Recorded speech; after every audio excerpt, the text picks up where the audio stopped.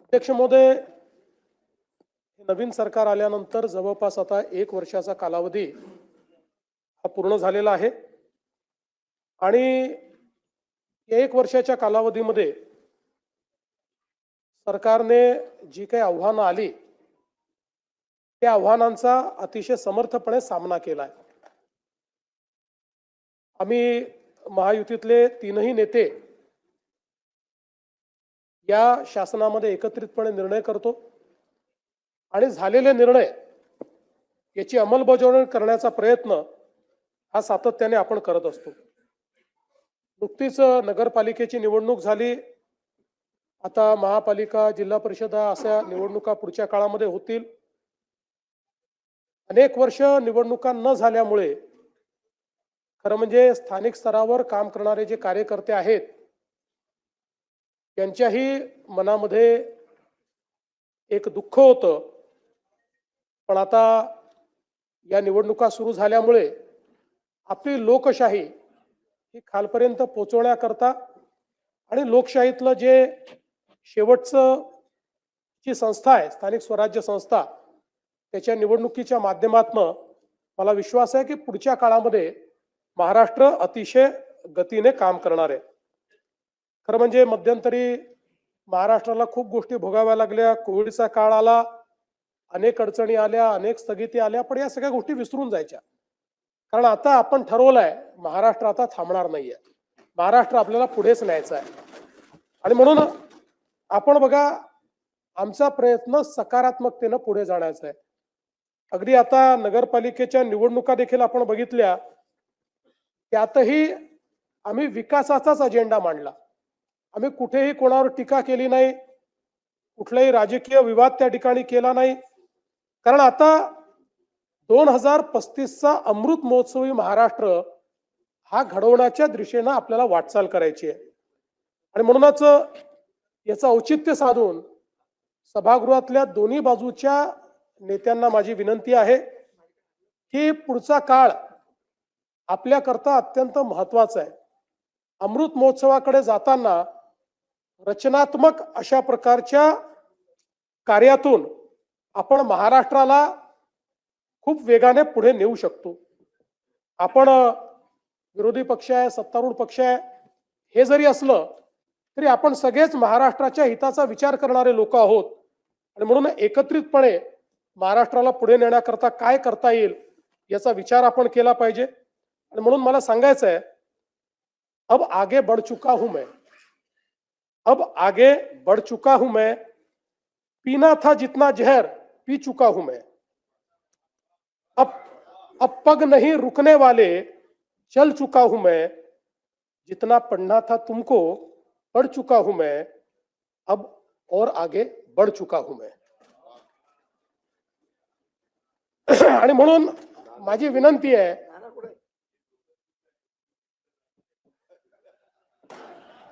आगे म्हणजे नागपूर पासून मुंबई पर्यंत समृद्धी हायवेने. आणि म्हणून मला असं वाटतं की हा महाराष्ट्र अतिशय शक्तिशाली अशा प्रकारचं राज्य आहे. आता कुठलाही संभ्रम ठेवण्याची आवश्यकता नाही. 106 हुतात्म्यांनी तयार केलेला संयुक्त महाराष्ट्र, त्यामुळे कोणीही मनात शंका आणू नये की मुंबई महाराष्ट्रापासून वेगळी केली जाईल, मुंबई तोडली जाईल. कारण निवडणुका आल्या की अशा प्रकारची टीका होत असते. म्हणून या सभागृहामध्ये मी निश्चितपणे सांगतो की मुंबई कालही महाराष्ट्राची होती, आजही महाराष्ट्राची आहे आणि जोपर्यंत चंद्र आणि सूर्य आहे तोपर्यंत ती महाराष्ट्राचीच राहील. आणि आपले दैवत छत्रपती शिवरायांनी जो मार्ग आपल्याला दाखवला, भारतरत्न डॉक्टर बाबासाहेब आंबेडकरांनी जो मार्ग आपल्याला दाखवला, त्या संविधानाच्या मार्गाने आणि छत्रपती शिवरायांच्या तत्वानेच या ठिकाणी आपला महाराष्ट्र चालत राहील.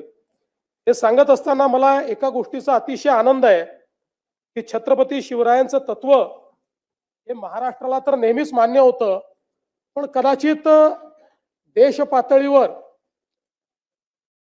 अनेक संभ्रम त्या संदर्भात कदाचित होते आणि म्हणून आपल्याला कल्पना आहे की सीबीएसईच्या पुस्तकांमध्ये यापूर्वी मराठा साम्राज्यावर, हिंदवी स्वराज्यावर, छत्रपती शिवाजी महाराजांवर एक पॅराग्राफ होता आणि मुघलांचा इतिहास हा 17 पानं होता. पण आता हा इतिहास बदललाय आणि आता सीबीएसईने नवीन पुस्तकामध्ये या ठिकाणी छत्रपती शिवरायांचा आणि मराठा साम्राज्याचा 21 पानाचा इतिहास घेतलेला आहे. आपण हे पाहू शकतो, द राईज ऑफ मराठाज इथपासनं 21 पानं हा संपूर्ण भारतातला जो सर्वात समृद्ध आणि शौर्याचा आणि स्वाधीनतेचा इतिहास आहे तो आता केंद्र सरकारने घेतलेला आहे. म्हणून त्यांचंही मी या ठिकाणी मनापासून त्यांचे आभार मानतो. आणि अनेक लोकांनी शंकाही व्यक्त केली होती की आम्ही अनेक योजना सुरू केल्या, लाडकी बहीण योजना असेल, शेतकऱ्यांना मोफत विजेची योजना असेल. लोक म्हणायचे की निवडणुका झाल्या की या योजना बंद होतील. यातली कुठलीच योजना आम्ही बंद केलेली नाही. सर्व योजना सुरूच आहेत आणि पुढेही संपूर्ण 5 वर्ष आमच्या या सगळ्या योजना सुरूच राहतील हे देखील या ठिकाणी मी सांगतो. आता आपण महाराष्ट्राचं एक विजन डॉक्युमेंट तयार केलेलं आहे आणि या विजन डॉक्युमेंटमध्ये 2047चा विकसित महाराष्ट्र कसा असेल या संदर्भातलं प्रत्येक विभागाचा रोडमॅप आपण तयार केलाय. त्यात 3 टप्पे आपण केले आहेत. 2030चा पहिला टप्पा, 2035चा दुसरा टप्पा आणि 2047चा तिसरा टप्पा. आणि मला विश्वास आहे की 2029-30च्या दरम्यान देशातली पहिली $1 ट्रिलियन इकॉनॉमी ही महाराष्ट्र असेल. त्या दृष्टीनं या ठिकाणी आपलं कार्य चाललंय. बसा, खाली बसा.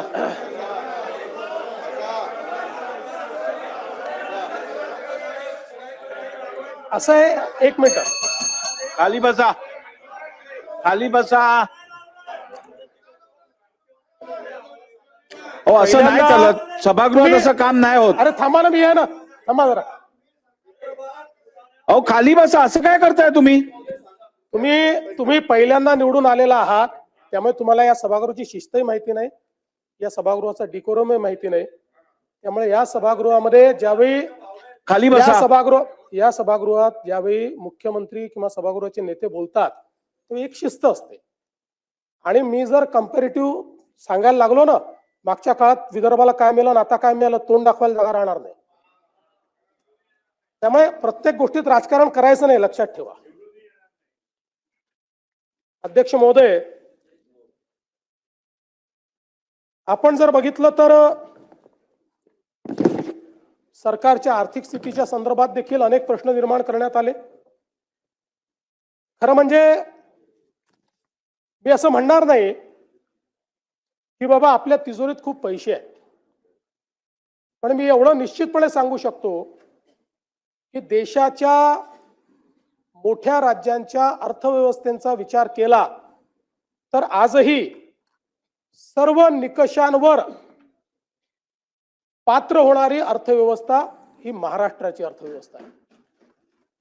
आणि आपण जर बघितलं तर राज्याच्या विकासाकरता कर्ज उभारावंच लागतं.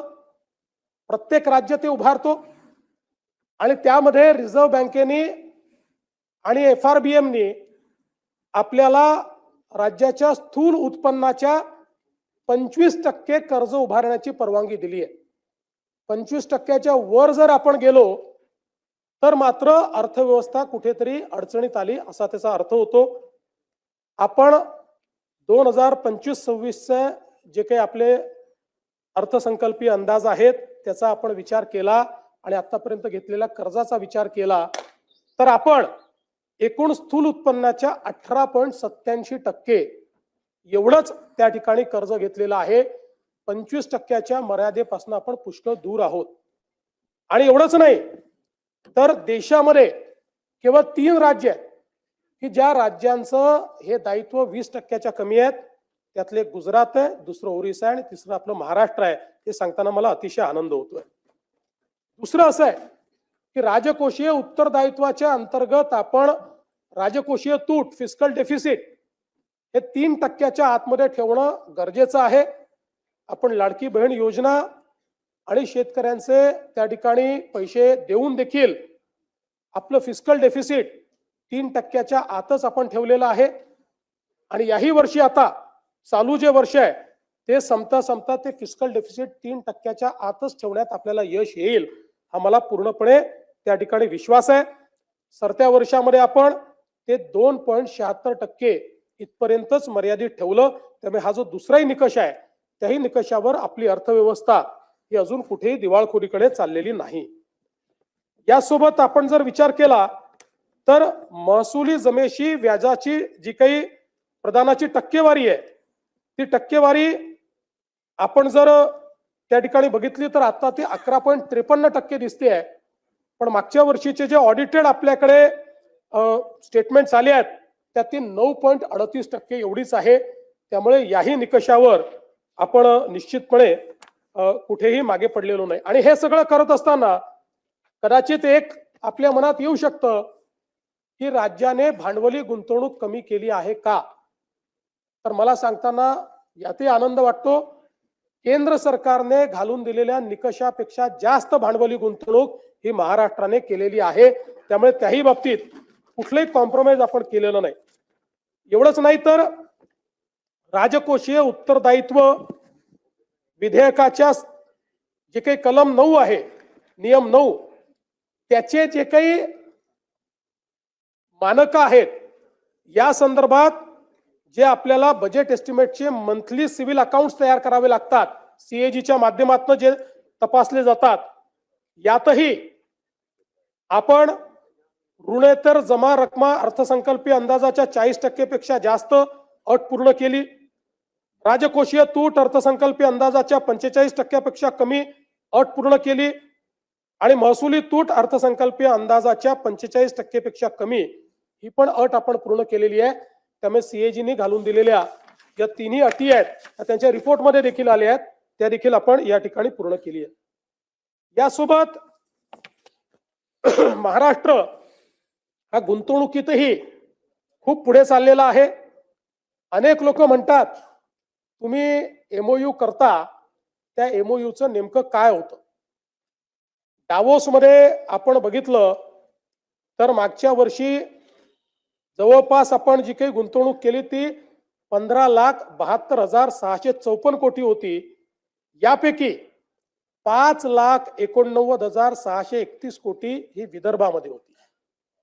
43,810 कोटी ही मराठवाड्यात होती आणि 3,58,349 कोटी ही पश्चिम महाराष्ट्रात होती आणि त्यात कोकणामध्ये 2,23,632 कोटी एवढी गुंतवणूक आपण त्या ठिकाणी केली. आणि आपण जर 2022 ते 2025 या 4 वर्षाचा विचार केला या 3 वर्षाचा विचार केला तर म्हणजे शिंदे साहेब जेव्हा मुख्यमंत्री झाले तेव्हापासून तर आतापर्यंतचा आपण विचार केला तर डावोसची गुंतवणूक 17,57,801 कोटी रुपयाची आहे. आणि यामध्ये जे सामंजस्य करार झाले त्यातल्या सामंजस्य करारापैकी त्याची एकत्रित जी काही अंमलबजावणी झालेली आहे त्याचं प्रमाण 75% आहे. त्यातल्या पहिल्या 2 वर्षाचं आता 90%वर पोहोचलाय आणि शेवटच्या वर्षाचंही आता त्या दिशेने चाललेलं आहे. त्यामुळे केवळ एमओयू नाहीत तर ते एमओयू अंमलबजावणीत येत आहेत हे देखील या ठिकाणी मला सांगितलं पाहिजे. यासोबत नुसतं आपण डावोसच्या इन्व्हेस्टमेंटवर त्या ठिकाणी बोलत नाही. त्याच्या व्यतिरिक्त सामूहिक प्रोत्साहन योजनेच्या अंतर्गत आपण जी इन्व्हेस्टमेंट आणतो त्याचा जर आपण विचार केला तर तीही इन्व्हेस्टमेंट जवळपास 13,75,729 कोटी झालेली आहे आणि यातून 7,11,259 एवढ्या रोजगाराची निर्मिती होणार आहे. एफडीआयचा आपण विचार केला थेट परदेशी गुंतवणूक त्यातही महाराष्ट्र नंबर 1 आहे. आपण बघितलं असेल तर 24-25 मध्ये विक्रमी 1,64,775 कोटी रुपयाची परदेशी गुंतवणूक आपल्याकडे आली. आपल्या नंतरचे 3 राज्य हे एकत्रित केले तरीही आपली परदेशी गुंतवणूक जास्त आहे. ही महाराष्ट्राची स्ट्रेंथ आहे. आता 25-26 मध्येही आपण अजूनपर्यंत वर्ष संपायचं आहे, 2 क्वार्टर झाले आहेत, आपण पहिल्या क्रमांकावरच आहोत. आतापर्यंत 91,337 कोटी एवढी परकीय थेट गुंतवणूक ही महाराष्ट्रामध्ये आलेली आहे. देशामध्ये आपण 1 नंबरवर आहोत. देशाच्या एकूण गुंतवणुकीच्या 31% गुंतवणूक एकट्या महाराष्ट्रामध्ये या ठिकाणी आलेली आहे. हे सांगताना मला आनंद वाटतो. आणि आपण जर विदर्भाचा विचार केला तर विदर्भामध्ये आलेली जी गुंतवणूक आहे याच्यामध्ये विदर्भातल्या वेगवेगळ्या भागातली गुंतवणूक मी आपल्याला सांगू इच्छितो. आणि आता तर गडचिरोली एक नवीन मॅग्नेट तयार झालेला आहे. सर्वाधिक गुंतवणूक आता गडचिरोलीमध्ये येते. अवकाश आणि संरक्षण साहित्य निर्मिती यामध्ये विदर्भामध्ये 20,000 कोटी रुपयाची गुंतवणूक आली आहे. 10 ते 15,000 त्यातनं रोजगार आहे. Tembo defence, Reliance infrastructure, Max aerospace, economic explosives, electronics उत्पादन आणि निर्मिती, सेमीकंडक्टर, सोलर पॅनल आणि मॉड्यूल याच्यामध्ये 1,55,000 कोटी रुपयाची गुंतवणूक आलेली आहे. 65,000 प्रत्यक्ष अप्रत्यक्ष रोजगार आहे. कंपन्यांची नाव आहे Avaada, Vardhan lithium, Waaree energy, power line ऊर्जा, Reliance, BSNL solar, artificial electronics, नोवोसिस आणि ज्युपिटर. आणि मला हे सांगितलं पाहिजे की आता यातल्या काहींचं प्रोडक्शनही सुरू झालेलं आहे. आणि या सगळ्या कंपन्यांचं प्रोडक्शन सुरू झाल्यानंतर सोलर मॉड्यूल हा जो काही एक संवर्ग आहे यामध्ये विदर्भ देशात नंबर 1 होणार आहे सोलर मॉड्यूल मध्ये. त्यानंतर इलेक्ट्रिक वाहन निर्मिती याच्यामध्ये गुंतवणूक आली आहे 15,000 कोटी. रोजगार जवळपास 10,000 आहे. टेक्सटाईलचं जे क्षेत्र आहे या क्षेत्रामध्ये 1,740 कोटी. युसेंग इंडिया प्रायव्हेट लिमिटेड स्टील प्रकल्प जे आहे त्याच्यामध्ये जवळपास 2,10,000 कोटी रुपये, ज्यातनं प्रत्यक्ष अप्रत्यक्ष 1 लाखापेक्षा जास्त रोजगार तयार होईल. आणि याच्यामधली नावं देखील महत्वाची आहेत. JSW, Greta energy, warm iron, Rashmi, PS steel, Suphalam metal, Suphalam industry, Kirtisagar metallurgy, Sumedh steel, Lloyd metals, icon Hariom, GR Krishna ferro, Surjagad Ispat, fine craft, गॅलंट इस्पात, राजुरी स्टील या कंपन्या आहेत. त्यानंतर कोल गॅसिफिकेशन मध्ये देशातली सगळ्यात मोठी इन्व्हेस्टमेंट ही विदर्भात आलेली आहे. जवळपास 70,000 कोटी रुपयाची इन्व्हेस्टमेंट आहे, ज्याच्यामध्ये कोल गॅसिफिकेशन आणि डेरायव्हेटिव्ह देखील तयार होणार आहेत. आणि 30,000 लोकांना या ठिकाणी त्यातनं रोजगार मिळणार आहे. मराठवाड्याचा जर आपण विचार केला तर मराठवाड्यामध्ये आपण DMIC सुरू केलं आणि त्यातनं आज देशाचं EV कॅपिटल म्हणून DMIC एकीकडे तयार होत आहे. त्यामध्ये इलेक्ट्रॉनिक उत्पादन निर्मिती, सेमीकंडक्टर, सोलर पॅनल आणि मॉड्यूल यामध्ये गुंतवणूक आलेली आहे 50,000 कोटी रुपयाची. जवळपास रोजगार 30,000चा त्याच्यामध्ये आहे. याच्यामध्ये LNK एनर्जी, गोदावरी, जुन्ना सोलर सिस्टीम, NPSPL, अथा ग्रुप, त्यासोबत JSW, नायडेक ग्लोबल यांनी इन्व्हेस्टमेंट केली आहे. आणि विशेषतः इलेक्ट्रिक वाहन निर्मिती यामध्ये आपल्याकडे संभाजीनगरला आणि मराठवाड्यामध्ये जी गुंतवणूक आली आहे ती 50,000 कोटी रुपयाची आलेली आहे. रोजगार जवळपास 40,000 त्यातनं तयार होणार आहे. आणि सगळ्यात महत्वाचं याच्यामध्ये टोयोटा असेल, स्कोडा असेल, एथर असेल आणि गोगोरो असेल या अतिशय जगातल्या सगळ्यात मोठे जे ब्रँड्स आहेत ते आपल्या मराठवाड्यामध्ये आता या ठिकाणी आलेले आहेत. स्टील प्रकल्पामध्येही 5,000 कोटीची गुंतवणूक मराठवाड्यात आली आहे, ज्यामध्ये Bhagyalakshmi, rolling mills, meta rolls, Vasudha, Kalika steel, SRJ PTA. आणि यासोबत कृषी क्षेत्रातही या ठिकाणी जवळपास 2,500 कोटी रुपयाची गुंतवणूक ही आलेली आहे, ज्याच्यामध्ये DDN, FCA, फायटोमॅक्स, येडेश्वरी, कीर्ती ऑइल अशा प्रकारचे वेगवेगळे जे उद्योग आहेत. मी जाणीवपूर्वक आता विदर्भ आणि मराठवाड्यातली गुंतवणूक सांगितली आहे. इतर क्षेत्रातही महाराष्ट्रामध्ये अत्यंत चांगली गुंतवणूक येते. नाशिक असेल, कोकण असेल, सगळ्या भागामध्ये. पुणे तर पहिलेपासून आपलं इंडस्ट्रीचं मॅग्नेट आहे, पण आता पुण्याच्या पलीकडे साताऱ्याला, कोल्हापूरला देखील मोठ्या प्रमाणात मागणी येते. हे देखील सांगताना मला अतिशय आनंद होतोय. मिहानमध्ये रोजगार आला नाही असं देखील काही लोकांनी त्या ठिकाणी सांगितलं. मला हे सांगितलं पाहिजे की मिहानमध्ये 31 कंपन्या कार्यरत आहेत, 22 नवीन कंपन्या सुरू होत आहेत.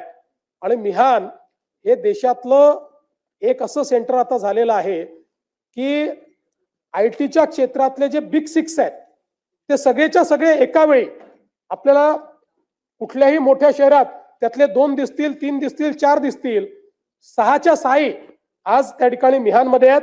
आणि मिहानमध्ये आपल्याला या ठिकाणी अप्रत्यक्ष आणि प्रत्यक्ष जो रोजगार आहे हा आता 1,27,225 लोकांना प्राप्त झालेला आहे. त्यामुळे आणि आता विमानतळाचा विस्तार सुरू झालेला आहे.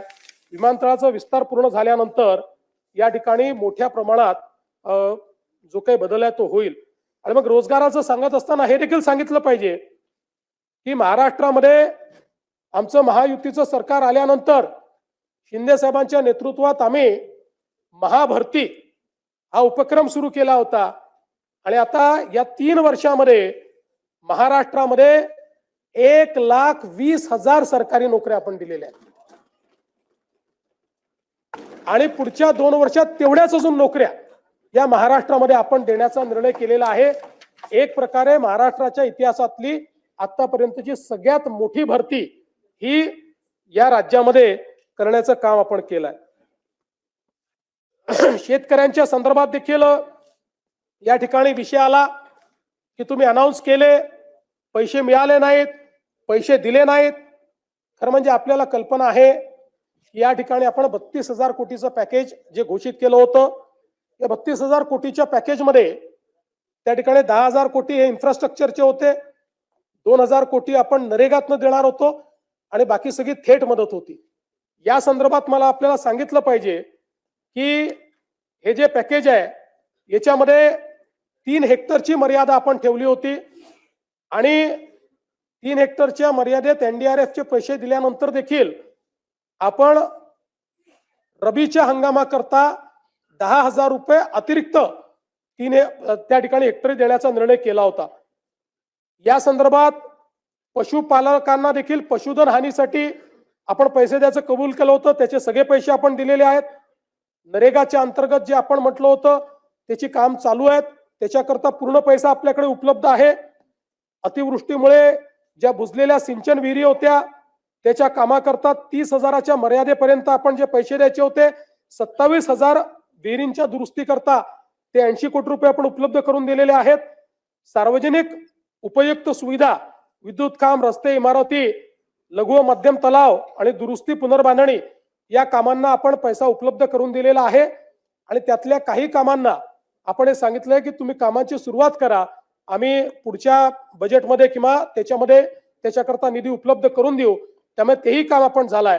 आणि सगळ्यात महत्वाचं की जे आपण शेती पिकाच्या नुकसानाकरता, शेतजमिनीच्या नुकसानाकरता जे पैसे दिले होते आणि बी बियाणाकरता जे पैसे दिले होते त्या संदर्भात 2 GR आपण काढले होते. एक पहिला GR आपण काढला होता 10,516 कोटीचा, दुसरा आपण त्या ठिकाणी GR काढला होता 9,611 कोटीचा. यापैकी आता थेट जी मदत आहे ती जवळपास 15,007 कोटी रुपये हे शेतकऱ्यांच्या प्रत्यक्ष खात्यामध्ये गेलेले आहेत. आणि आकड्यामध्ये सांगायचं झालं तर पिकाचे पैसे 92 लाख शेतकऱ्यांच्या खात्यामध्ये गेलेले आहेत. आणि इथे सांगण्यात आलं की 10,000 रुपयाची घोषणा केली पण ते गेले नाहीत. ते 10,000 रुपये 91 लाख शेतकऱ्यांच्या खात्यामध्ये गेलेले आहेत. त्यामुळे या ठिकाणी ही जी काही मदत आपण केली होती त्या मदतीच्या अनुषंगाने निश्चितपणे आपण सगळी कारवाई जी आहे ती पूर्ण केली आहे. यासोबत राज्यामध्ये कापूस खरेदीच्या संदर्भात देखील एक प्रश्न निर्माण झाला होता. विशेषतः यावर्षी CCI पहिल्यांदाच उत्पादकतेवर आधारित कापूस खरेदी करण्याचा निर्णय घेतला। त्यामुळे काही ठिकाणी सरासरी उत्पादकता ही 12 क्विंटलची आल्यामुळे शेतकऱ्यांचं नुकसान होत होतं। त्या संदर्भात आपण केंद्र सरकारलाही विनंती केली आणि केंद्र सरकारशी आपण त्या ठिकाणी चर्चा करून हा निर्णय केला की उत्पादकता पकडत असताना जी उत्पादकतेतली पहिली 3 जिल्हे आहेत त्या जिल्ह्याची जी सर्वाधिक उत्पादकता आहे त्याला सरासरी उत्पादकता पकडावी आणि त्या संदर्भातला निर्णय राज्य सरकारने घेतला आणि आता 1277 किलो प्रति हेक्टर सरासरी उत्पादकतेच्या ऐवजी 2368 किलो प्रति हेक्टर अशा पद्धतीनं आपण निर्णय केलेला आहे आणि आता ही जी खरेदी चाललेली आहे त्यामुळे कुठल्याही शेतकऱ्याचा कापूस जो आहे हा त्या ठिकाणी परत जाणार नाही अशा प्रकारची व्यवस्था ही आपण निश्चितपणे केली आहे। नानाजी देशमुख कृषी संजीवनी प्रकल्प टप्पा 2 याच्या कामाची सुरुवात झाली आहे।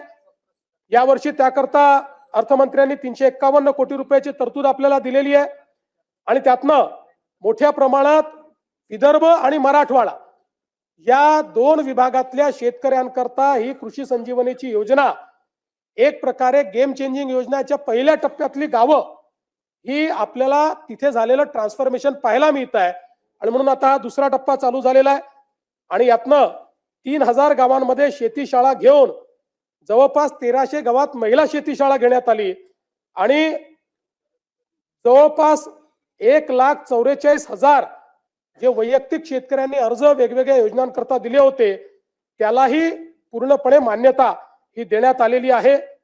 जवळपास 4,926 ग्रामपंचायतीमधल्या सरपंचाचं प्रशिक्षण करून आणि 6,332 कृषीताईंची निवड करून आपण 5,831 गावाचं सूक्ष्म नियोजन आराखड्याची प्रक्रिया पूर्ण केली आहे आणि त्याला वर्ल्ड बँकेच्या माध्यमातून आपण या योजनेतनं पैसा देतोय। माननीय बाळासाहेब ठाकरे कृषी व्यवसाय व ग्रामीण परिवर्तन प्रकल्प स्मार्ट या स्मार्ट प्रकल्पामध्ये 10,000 गावांमध्ये आपण त्या ठिकाणी ऍग्री बिझनेस हा विषय हातामध्ये घेतलेला आहे आणि त्यातनं त्या ठिकाणी जी काही कृषीची व्हॅल्यू चेन तयार करायची आहे मूल्य साखळी तयार करायची आहे त्याचा प्रयत्न आपण करतो।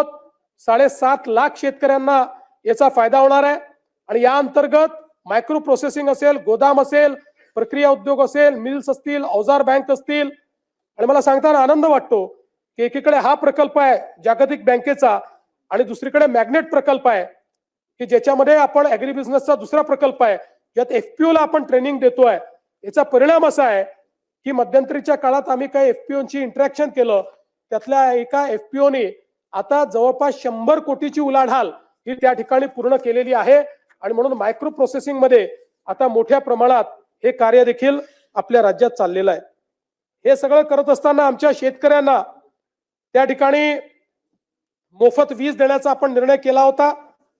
मला सांगताना आनंद वाटतो की आपण राज्याच्या या योजनेकरता 26,681 कोटी रुपये हे खर्च करतो आहोत आणि शेतकऱ्यांना मोफत वीज देतो आहोत। म्हणजे जे 26,000 कोटी रुपये हे कदाचित त्यातले सगळे नाही पण पोर्शन हा शेतकऱ्यांकडून आपण घेतला असता आज त्यांना मोफत वीज मिळते आहे आणि त्याकरता राज्य सरकारने पुढाकार घेतलाय। यासोबत आपल्याला कल्पना आहे की देशातला नव्हे तर एशियातला सगळ्यात मोठा डिस्ट्रीब्युटेड अशा प्रकारचा सौर वीज पुरवठ्याचा कार्यक्रम आपण हातामध्ये घेतला। 16,000 मेगावॅट आपण ऊर्जा निर्मिती करतोय। महाराष्ट्र पहिलं राज्य आहे शेतकऱ्यांकरता वेगळी त्या ठिकाणी वीज पुरवठा कंपनी आपण तयार केलेली आहे। या कंपनीच्या अंतर्गत 16,000 मेगावॅट सौर ऊर्जा आपण निर्मित करतो आणि मला सांगताना आनंद वाटतो की याच्यामध्ये आतापर्यंत जवळपास 3,000 मेगावॅट तर पूर्ण झालेली आहे आणि वेगवेगळ्या स्टेजला असलेल्या ज्या काही आपल्या योजना आहेत त्याचा विचार केला तर यामध्ये या 16,000 मेगावॅट पैकी किमान 12 ते 13,000 मेगावॅट वीज ही आपण 2026च्या डिसेंबर पर्यंत त्या ठिकाणी तयार करू शकू। खरं तर पूर्ण 16,000 झाली असती पण मॉड्यूल्सच्या शॉर्टेजमुळे काही आपल्याला कालावधी त्या ठिकाणी लागतोय आणि जवळपास हे सगळे प्रकल्प जे आहेत यामुळे मोठ्या प्रमाणात फायदा होणार आहे. खरं तर यासोबत आपण जर बघितलं तर यातनं फायदा काय आहे? यातनं शेतकऱ्याला दिवसा वीज मिळणार आहे. वीज खरेदी मध्ये जो काही आपल्या वीज कंपनीला तर 8 रुपयांनी वीज खरेदी करावी लागायची आणि 8 रुपयांनी वीज खरेदी केल्यानंतर आपण ₹1.25 ₹1.5 घ्यायचो, आता तोही घेत नाही आपण. आता त्या खरेदीमध्ये आपल्या वीज वितरण कंपनीलाही 10,000 कोटी रुपयाची बचत होणार आहे. एटीएनसी लॉसेस कमी होणार आहेत. शासनाची जी सबसिडी आहे क्रॉस सबसिडीतली त्याचं 5,500 कोटी रुपयाचं दादा त्याचंही बचत होणार आहे. आणि सगळ्यात महत्वाचं कार्बन उत्सर्जनामध्ये मोठ्या प्रमाणात कपात होणार आहे. मी सहज एक थंब रूल पाहत होतो की 16,000 मेगावॅट कोळशाची जी ऊर्जा आहे या ऊर्जेनं जेवढं CO2 एमिशन होतं ते एमिशन जर आपल्याला मिटिगेट करायचं असेल तर किती झाडं लागतील? ते जर आपल्याला करायचं असेल 250 कोटी झाडं लावावी लागतील. आता या सौर ऊर्जेच्या कार्यक्रमामुळे 16,000 मेगावॅट जर आपण वीज तयार केली तर 250 कोटी झाडांचं मिटिगेशन हे आपण या योजनेच्या माध्यमातून करतोय. म्हणजे वेगळ्या पद्धतीनं 250 कोटी झाडं लावले असं आपण त्या ठिकाणी क्लेम करू शकतो. हा तर तिथे लावणारच आहोत. तर या दृष्टीने ही एक अत्यंत महत्वाची अशा प्रकारची योजना आहे. आणि मला हेही सांगितलं पाहिजे की आज आपण ऊर्जा क्षेत्रामध्ये खूप वेगवेगळ्या प्रकारचे जे काही प्रयोग केले त्यामुळे गेल्या 2 वर्षामध्ये ऊर्जा क्षेत्रातले 21 पुरस्कार हे महाराष्ट्राला मिळालेले आहेत. सगळे प्रेस्टिजियस पुरस्कार आहेत. त्याची यादी माझ्याकडे आहे. सगळे इंटरनॅशनल आणि नॅशनल पातळीचे 21 पुरस्कार आपल्याला मिळालेले आहेत. मला सांगताना आनंद वाटतो की स्वातंत्र्यापासून तर 2022 पर्यंत 75 वर्षामध्ये आपली कॉन्ट्रॅक्च्युअल कॅपॅसिटी ही 37,000 मेगावॅटची होती आणि गेल्या 2 वर्षामध्ये आपण ऍडिशनल कॉन्ट्रॅक्च्युअल कॅपॅसिटी तयार केली आहे 45,000 मेगावॅटची. त्यामुळे 2030 मध्ये कारण आपल्याला $1 ट्रिलियन इकॉनॉमी तयार करायची असेल वीज सगळ्यात महत्वाची आहे.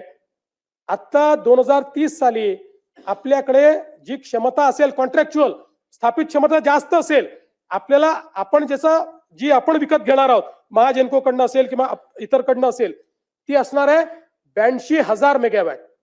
आणि या 82,000 मेगावॅट मध्ये 36,000 मेगावॅट ही हरित ऊर्जा असणार आहे.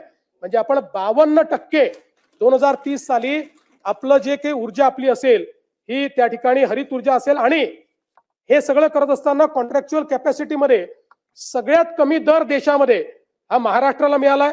कृषी सौर ऊर्जीकरण ₹3.07, युटिलिटी स्तराचे मोठे सौर प्रकल्प ₹2.70, सौर आणि पवन hybrid ₹3.60, pump storage ₹3.20, battery storage ₹2.19 आणि 1500 मेगावॅट प्रति तास राऊंड द क्लॉक ही मिक्स जी काही ऊर्जा असते ती ₹4.60.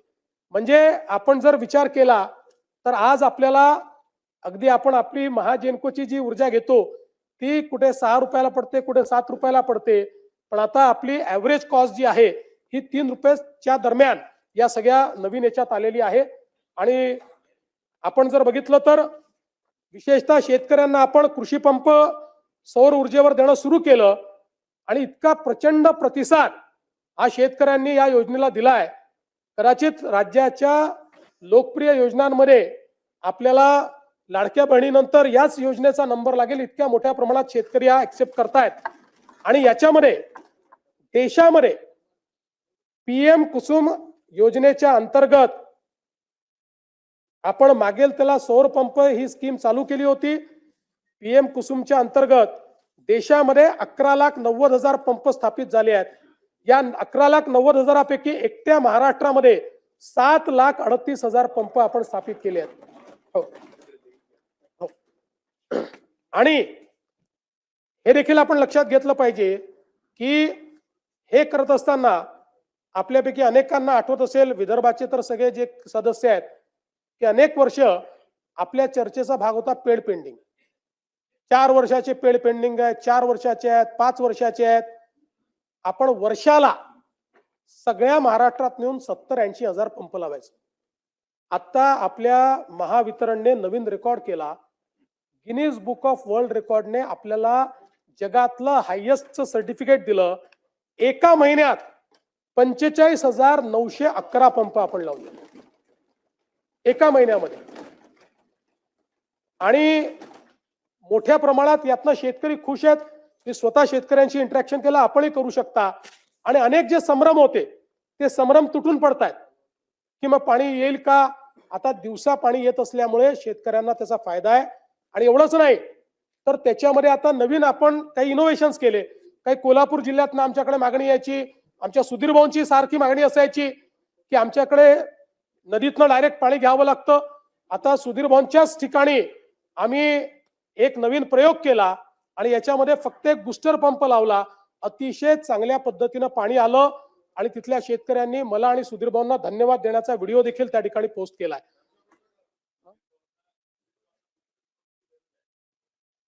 सुधीर भाऊ स्वतःच एक बूस्टर पंप आहे.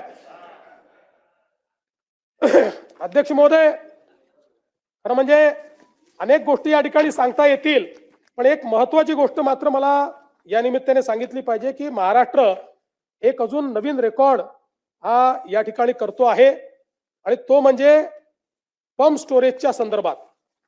आपल्याला माहिती आहे पंप स्टोरेज एक अशी योजना आहे की ज्याच्यामध्ये मोठ्या प्रमाणात आपण काम करून राहिलो आहोत. पंप स्टोरेजमुळे रिन्युएबल एनर्जी आपल्याला मिळते आणि पंप स्टोरेजचा दुसरा फायदा असा आहे की त्या माध्यमातनं आपण कधी ऑन आणि ऑफ करू शकतो. आपला जो कोळशाचा प्रोजेक्ट आहे हा आपल्याला त्या ठिकाणी ऑन ऑफ करता येत नाही, पण हा मात्र आपण लगेच ऑन आणि ऑफ करू शकतो. जगामध्ये अशी मान्यता आहे की जर ग्रीड स्टॅबिलाइज करायची असेल तर त्या ग्रीडमध्ये 25% हे पंप स्टोरेज आलं पाहिजे. आपल्या असं लक्षात आलं की महाराष्ट्र हा वेस्टर्न घाटमुळे एक असं राज्य आहे की ज्या ठिकाणी पंप स्टोरेजची खूप मोठी क्षमता आहे आणि त्यासोबत देशातले सर्वात जास्त मोठे प्रकल्प डॅम्स हे महाराष्ट्रात आहे. ते लिव्हरेज करून आपण एक नवीन पंप स्टोरेजची पॉलिसी आणली. मला सांगताना आनंद वाटतो की आपण महाराष्ट्राचीच ग्रीड नाही, देशाची ग्रीड स्टॅबिलाइज करण्याकरता यातनं आता आपण उत्पादन करणार आहे. आतापर्यंत महाराष्ट्रामध्ये 76,000 मेगावॅटचे पंप स्टोरेजचे आपण त्या ठिकाणी करार केलेले आहेत आणि हे सगळे करार वेगवेगळ्या स्टेजला आहेत. आपल्याला यातलं 5 ते 7,000 मेगावॅटच वीज लागणार आहे, ती आपण विकत घेण्याचा करार केलाय. ते ऍडव्हान्स स्टेजमध्ये गेलेलं आहे. उर्वरित नॅशनल ग्रीडला आपण ती पॉवर देऊ आणि मी आपल्याला दाव्याने सांगतो की पुढच्या 6 महिन्यामध्ये 1,00,000 मेगावॅट पंप स्टोरेजचे आपले सगळे करार होतील. आणि देशामध्ये जसं गुजरात आणि राजस्थानने त्यांच्याकडे रेगिस्तान असल्यामुळे त्या ठिकाणी 50,000 मेगावॅट 40,000 मेगावॅटचे सोलर केले, तसं 1,00,000 मेगावॅटचं आपण 24/7 चालू शकेल अशा पद्धतीचे हे या ठिकाणी करणार आहोत.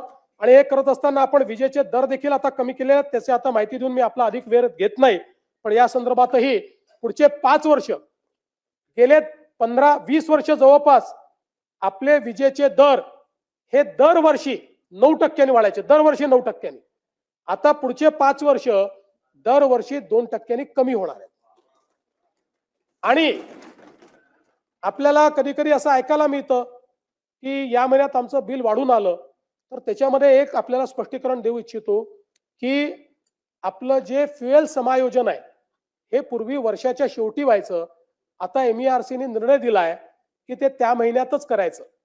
आणि म्हणून आपण जर विचार केला तर जुलैमध्ये 30 पैशांनी आपलं बिल कमी झालं, ऑगस्टमध्ये 40 पैशांनी बिल वाढलं, मग पुन्हा मध्यंतरी 1 महिन्यात ते कमी झालं. त्यामुळे त्या महिन्यातच समायोजन होतं. बिल जेव्हा कमी होतं त्यावेळेस कोणीच म्हणत नाही, कोणाच्या नजरेतही येत नाही, पण वाढलं 10-20 पैसे तर ते नजरेत येतं, ते साहजिक आहे. अध्यक्ष महोदय, या निमित्ताने कर्जमाफीच्या संदर्भातला मुद्दा देखील या ठिकाणी आला आणि राज्य सरकारने हे कमिटमेंट केलेलं आहे. हे खरं आहे की आता आपल्यावर जो काही अतिवृष्टीचा ताण आला त्यामुळे थोडंसं बजेट आपलं अडचणीत आहे. या सगळ्या गोष्टी असल्या तरी शेतकऱ्यांना कर्जमाफी द्यायची या संदर्भात आपण निर्णय हा घोषित केलेला आहे। त्या संदर्भात एक समिती आपण तयार केली आहे की कुठल्याही परिस्थितीत कर्जमाफीचा फायदा हा शेतकऱ्याला झाला पाहिजे, तो बँकांना होऊ नये। आणि कर्जमाफी झाल्यानंतर आपण बघा, आता एक प्रकारे ही परिस्थिती पण कुठेतरी विचारणीय आहे की आपण 17ला कर्जमाफी केली, आपण 20ला कर्जमाफी केली, तरीही आपला शेतकरी हा आज कर्जमाफी मागतोय। याचा अर्थ कुठेतरी आपल्या नियोजनात अडचण आहे, आपल्या कर्जमाफीतही आणि आपल्या एकूण शेतकऱ्याच्या परिस्थितीतही आहे। आणि म्हणून एकदम याच्यावर उपाययोजना येणार नाही, पण हळूहळू टप्प्याटप्प्यानं काय उपाययोजना करता येतील आणि मग त्या उपाययोजनेतला एक भाग म्हणून कर्जमाफी, अशा पद्धतीनं ही समिती काम करते।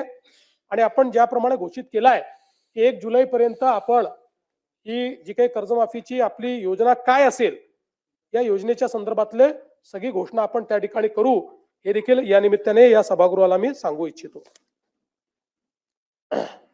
राज्यातल्या सिंचनाच्या संदर्भात देखील मला सांगितलं पाहिजे।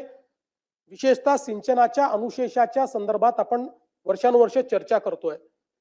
साधारणपणे ज्यावेळेस इंडिकेटर बॅकलॉग समितीने विदर्भ आणि मराठवाड्याचा सिंचनाचा अनुशेष काढला होता, त्यावेळी तो 13,83,000 हेक्टरचा होता। 13,83,000 हेक्टरचा। आता या 13,83,000 हेक्टर पैकी 13,34,000 हेक्टरचा अनुशेष संपवलेला आहे। आता फक्त 50,000 एकराचा, 49,000 एकराचा राहिलेला आहे, 49,000। आणि तो कुठे राहिलाय? साधारण आपण जर विचार केला तर तो 3च जिल्ह्यांमध्ये राहिलेला आहे, अकोला, बुलढाणा आणि हिंगोली। कारण हिंगोली हा वेगळा जिल्हा, म्हणजे त्याचा अनुशेष वेगळ्याने आपण 3 वर्षापूर्वी कॅल्क्युलेट केला, 2019 साली कॅल्क्युलेट केला। याच्यामध्ये आपण जर विचार केला तर आता अकोल्याचा विचार केला तर अकोल्यामध्ये 14,530 हेक्टरचा अनुशेष बाकी आहे। त्याच्या अगेन्स्ट आपले जे प्रकल्प आता पूर्ण होत आहेत, जे 2026 मध्ये काही आणि 27 जून पर्यंत सगळे हे पूर्ण होतील, तर त्यामध्ये 14,530 च्या ऐवजी 19,335 एवढी सिंचन क्षमता आपली पूर्ण होईल। त्यामुळे अकोल्याचा संपूर्ण अनुशेष हा त्या ठिकाणी संपवून त्याच्यापेक्षा जास्त आपण सिंचन क्षमता निर्माण करतो। आणि बुलढाण्याचा जो अनुशेष आहे तो 29,000 हेक्टरचा आहे।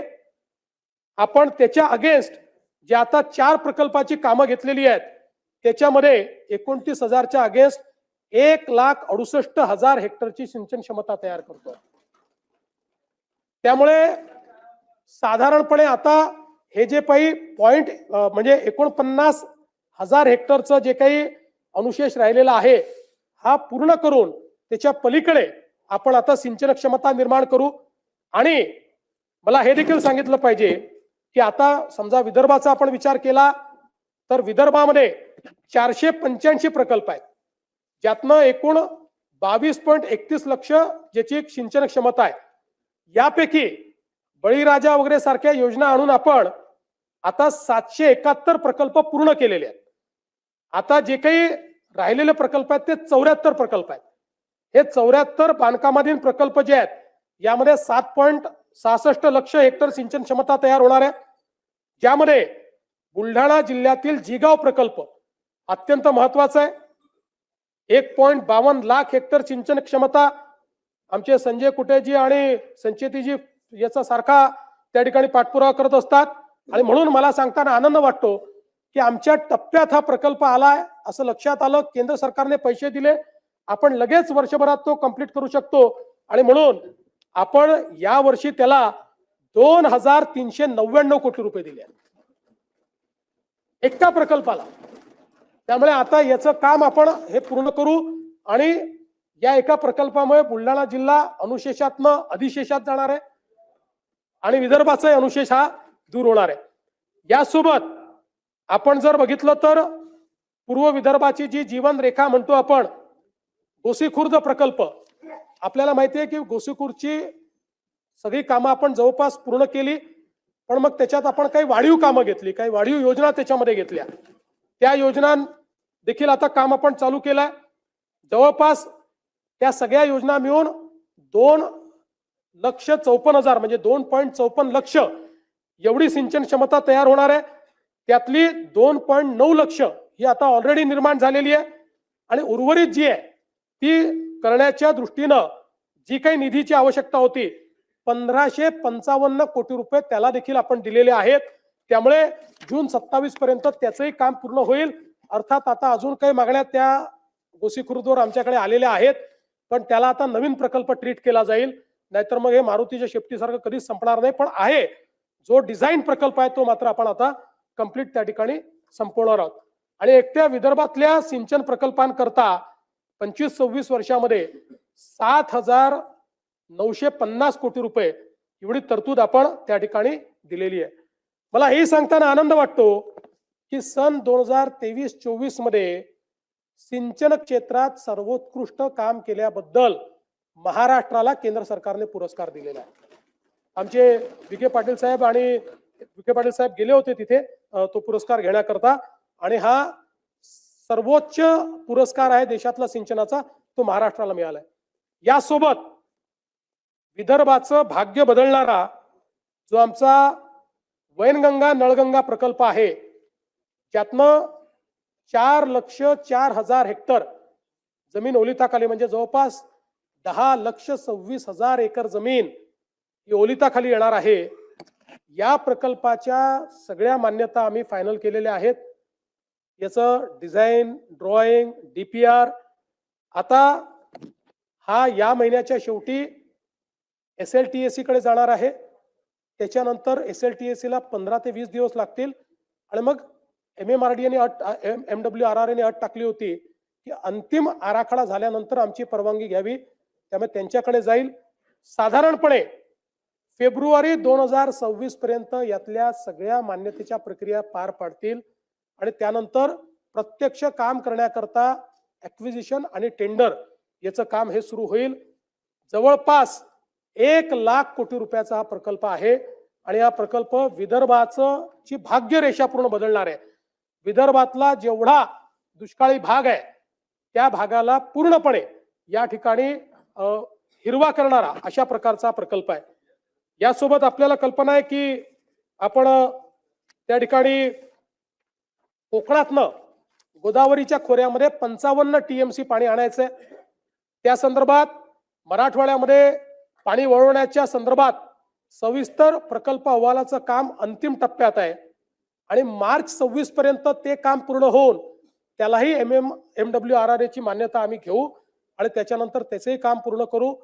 त्यातनं आपला मराठवाडा जो आहे तो त्या ठिकाणी दुष्काळ मुक्त होणार आहे. आणि यासोबत मला हे देखील सांगितलं पाहिजे, दमणगंगा एकदरे गोदावरी, दमणगंगा वैतरणा गोदावरी, नारपार गिरणा हे जे प्रकल्प आहेत या सगळ्या प्रकल्पांना आपण त्या ठिकाणी मान्यता देऊन काहींचे टेंडर निघालेले आहेत, काही टेंडर स्टेजवर आहेत आणि त्यातनंही मोठ्या प्रमाणात या ठिकाणी 2.41 लाख हेक्टर इतकी जमीन ओलिताखाली येणार आहे. यासोबत आपण वर्ल्ड बँकेच्या माध्यमातून फ्लड डायव्हर्जनचा प्रकल्प तयार केलेला आहे. तोही आता अंतिम टप्प्यामध्ये आहे.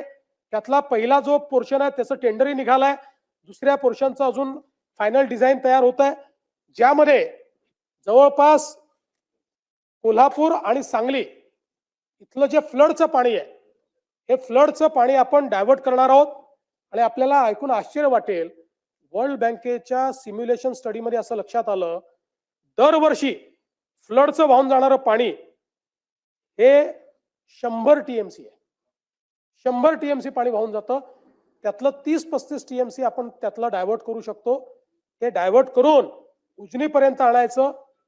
पश्चिम महाराष्ट्रातले जे काही दुष्काळी तालुके आहेत आणि उजनीतनं पुन्हा मराठवाड्यातले लगतचे जे तालुके आणि जिल्हे आहेत त्याच्यामध्ये पाणी न्यायचं. अशा प्रकारचा हा फ्लड डायव्हर्जनचा प्रोजेक्ट आहे.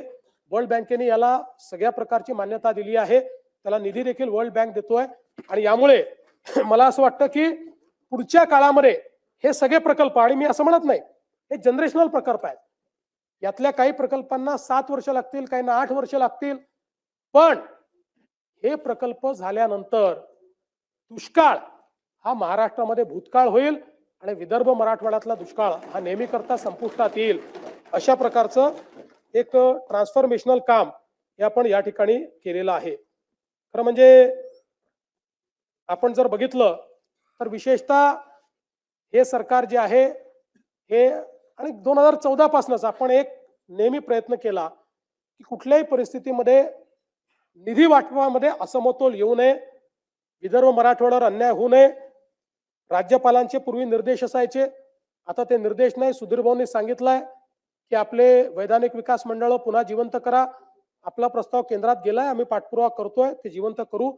पण सुधीर भाऊ, ते मंडळ नाही म्हणून तुम्हीही अर्थमंत्री होतात, तुम्ही कधी अन्याय होऊ दिला नाही, दादांनी अन्याय होऊ दिला नाही. त्या सूत्राप्रमाणे जे पैसे मिळाले पाहिजे त्याच्यापेक्षा तसूभर जास्तच पैसे हे विदर्भ मराठवाड्याला आपण दिले. आपण जर बघितलं तर विदर्भाला 23% पैसे देणं गरजेचं होतं, त्याऐवजी आपण विदर्भाला 25.85% दिलेले आहेत. मराठवाड्याला 18% देणं गरजेचं होतं, त्याऐवजी आपण 19% पैसे मराठवाड्याला दिलेले आहेत. त्यामुळे कुठेही अन्याय हा विदर्भ मराठवाड्यावर या सरकारमध्ये होणार नाही, हे देखील या निमित्ताने मला आपल्या लक्षात आणून द्यायचं आहे. ग्रामीण रस्त्यांच्या दर्जोन्नतीच्या संदर्भातले काही विषय आहेत. यामध्ये 6 जानेवारी 22 रोजीच्या शासन निर्णयान्वये 10,000 किलोमीटरचे उद्दिष्ट आपण दिले होते. त्यापैकी 9,992 किलोमीटरच्या कामांना ऑलरेडी मान्यता आपण दिलेली आहे. आणि आता त्याचा दुसरा टप्पा, यामध्ये 7,000 किलोमीटरचे अजून रस्ते आपण घेतलेले आहेत, ज्यामध्ये 6,948 म्हणजे एकूण जर आपण विचार केला तर जवळपास 16,000 किलोमीटरच्या ग्रामीण रस्त्यांना आता मान्यता दिली आहे. त्याला निधी आपण उपलब्ध करून देतो आणि या रस्त्यांना आपण हे रस्ते केल्यामुळे मोठ्या प्रमाणात ग्रामीण रस्त्यांचा जो प्रश्न आहे तो प्रश्न या ठिकाणी आपण सोडवणार आहोत.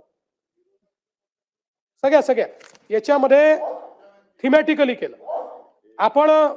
भास्करराव, मी गोष्ट सांगतो, मी सातत्याने आमच्या सहकाऱ्यांना हे लक्षात आणून दिलं की आपण बीट अँड पीसेस मध्ये काम करू नये. आपण स्कीमॅटिक प्लॅन तयार करावा आणि प्लॅन प्रमाणे करावं. आपण बघा, मुख्यमंत्री योजना आपण जेव्हा सुरू केली त्यावेळेस प्लॅन प्रमाणे आपण केलं. आताही ग्रामीण रस्ते असतील, हॅमचे रस्ते असतील, आपण एक अमृतकाल रस्ते योजना तयार केली आहे. आणि त्या रस्ते योजनेमध्ये आपण आता कुठले आवश्यक आहे, नंतर कुठले आहेत, असं आपण त्याच्यामध्ये मतदारसंघांचा विचार नाही केला. आपण रस्त्याचा दर्जा, त्याच्यावरचा ट्रॅफिक, मुख्य केंद्र कुठले आहेत याचा विचार करून योजना तयार केली आणि त्या योजनेला आपण फायनान्स करतो. अध्यक्ष महोदय, यासोबत आपल्याला कल्पना आहे की आता आपण मागच्या काळामध्ये समृद्धीचं एक्सटेन्शन हे घोषित केलं होतं. या समृद्धीच्या एक्सटेन्शन मध्ये आता नागपूर गोंदिया द्रुतगती महामार्ग 162 किलोमीटर लांबीचा हा महामार्ग आहे. 18,539 कोटी रुपयाचा हा मार्ग आहे. आता जवळपास याचं लँड ॲक्विजिशन अंतिम टप्प्यामध्ये आलेलं आहे आणि त्यामुळे पुढच्या काळामध्ये अगदी तास सव्वा तासामध्ये आपल्याला गोंदियाला पोहोचता येईल. नाना भाऊंकडे आम्हाला लवकर पोहोचता यावं या दृष्टीने आपला 2 बायपास देऊ, बिलकुल 2 देऊ. एक जयंत पाटील साहेब म्हणतात एकाने नाना भाऊ जातील, एकाने प्रफुल्ल पटेल जातील. त्यानंतर भंडारा गडचिरोली हा द्रुतगती महामार्ग 94 किलोमीटरचा आहे. त्याला 12,903 कोटी रुपये आपण देतो आहोत.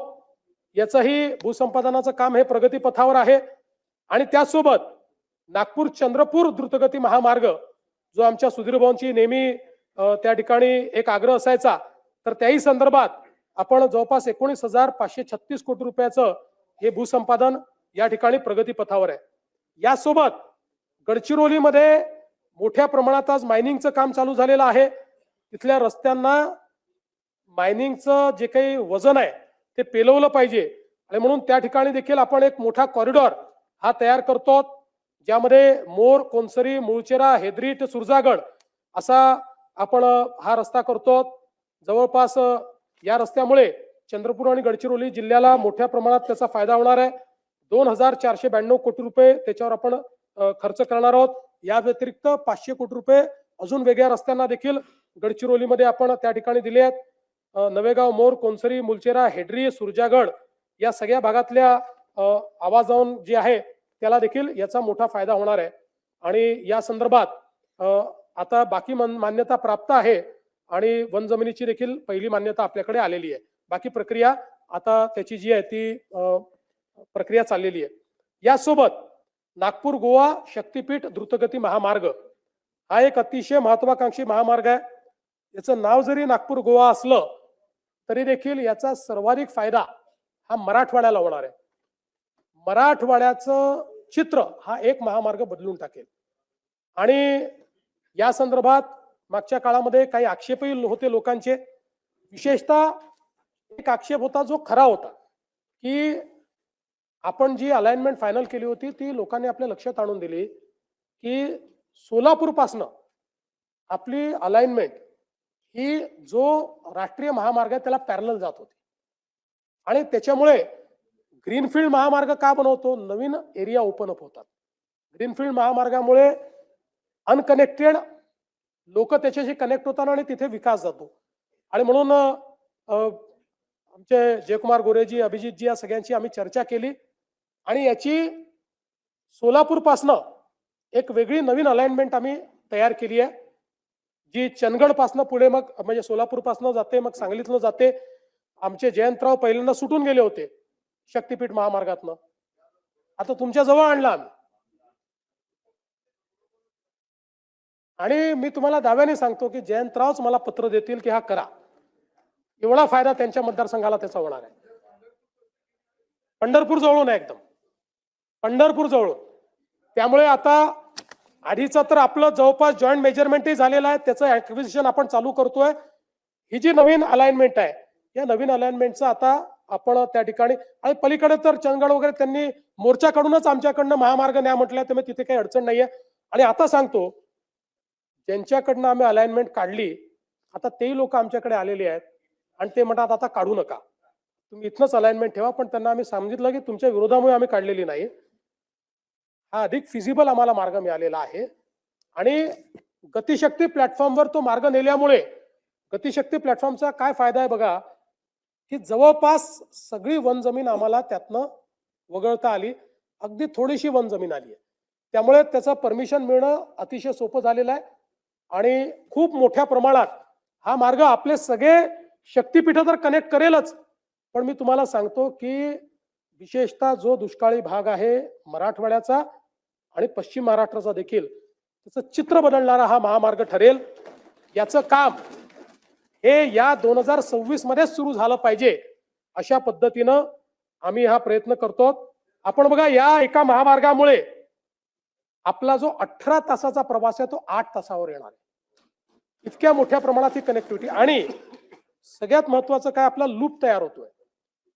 समृद्धी महामार्ग, नांदेड जालना मार्ग, हा महामार्ग, याच्यामुळे महाराष्ट्रातल्या कुठल्याही जिल्ह्याला इंडस्ट्रीचं ऍडव्हान्टेज मिळणार आहे. आतापर्यंत इंडस्ट्री ही जिथनं पोर्ट कनेक्टिव्हिटी आहे किंवा लॉजिस्टिक कनेक्टिव्हिटी आहे तिथेच जात होती. यातनं पोर्ट कनेक्टिव्हिटी आणि लॉजिस्टिक्स कनेक्टिव्हिटी ही जवळपास महाराष्ट्रातले हे 2-3 आपले हे झाल्यानंतर जवळपास 32 जिल्ह्यांना ही कनेक्टिव्हिटी मिळणार आहे. आणि म्हणून एक प्रकारे महाराष्ट्रातला गेम चेंजर अशा पद्धतीनं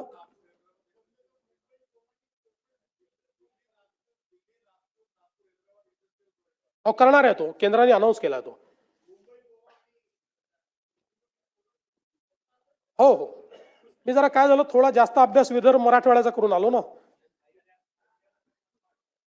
त्यानंतर एक अजून महत्वाचा मार्ग या ठिकाणी मुंबई, कल्याण, लातूर, महाराष्ट्र हद्द हैदराबाद अशा प्रकारचा एक जनकल्याण द्रुतगती महामार्ग आपण तयार करतोय.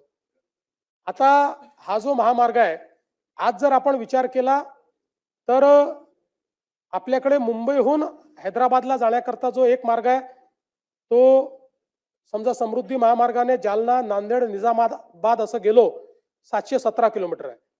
मुंबई, पुणे, सोलापूर, हैदराबाद गेलो तर 707 किलोमीटर आहे. पण आता आपण हा जो नवीन महामार्ग करतोय, या महामार्गामुळे हे अंतर फक्त 590 किलोमीटर येणार आहे. आणि याचा सगळ्यात मोठा फायदा कोणाला आहे, लातूर पासून मुंबई पर्यंतचं अंतर 4.5 तासाचं होणार आहे. 4.5 तास.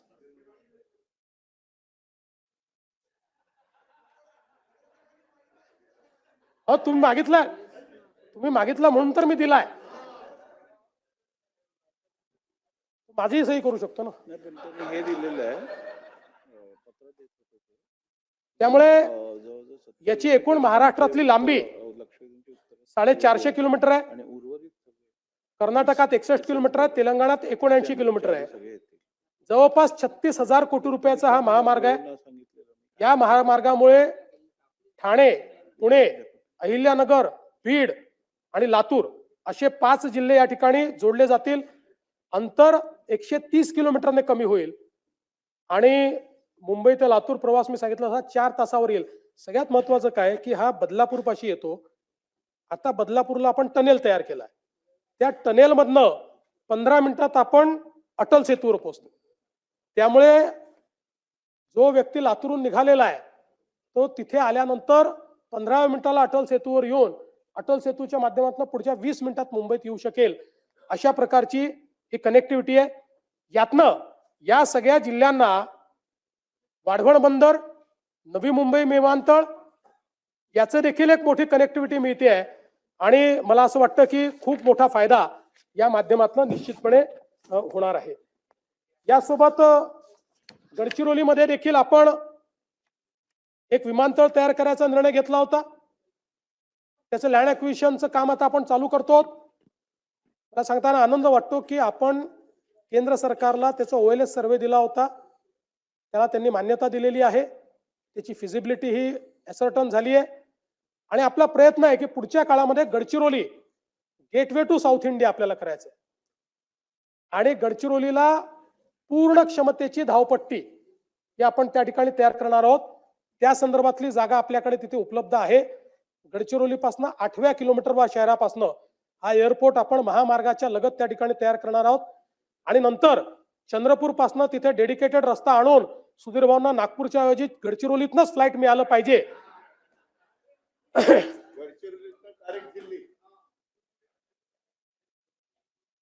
यासोबत मला आनंद आहे की अमरावती विमानतळाचं काम आपण पूर्ण केलं.